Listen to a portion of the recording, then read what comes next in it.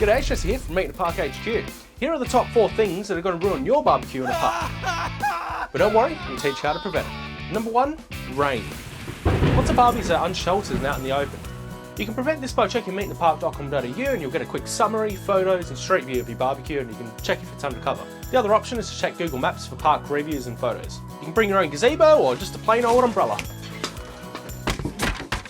Jeez. Number 2, wind. Especially near the beach or out in the middle of nowhere like Meriden.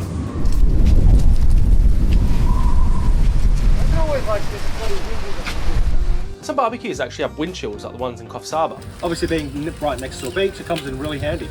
You can also buy portable windshields online.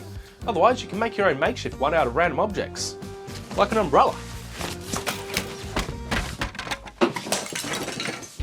Number 3, filthy barbecue. Outrageous. It's un-Australian. It's un-Australian.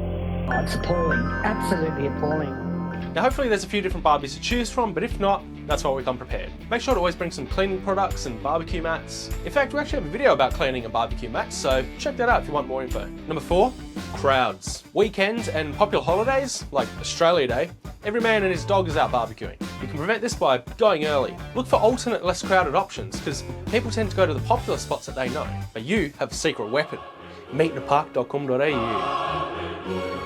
You can also try putting on your best puppy dog face and just staring at the people currently using the barbecue.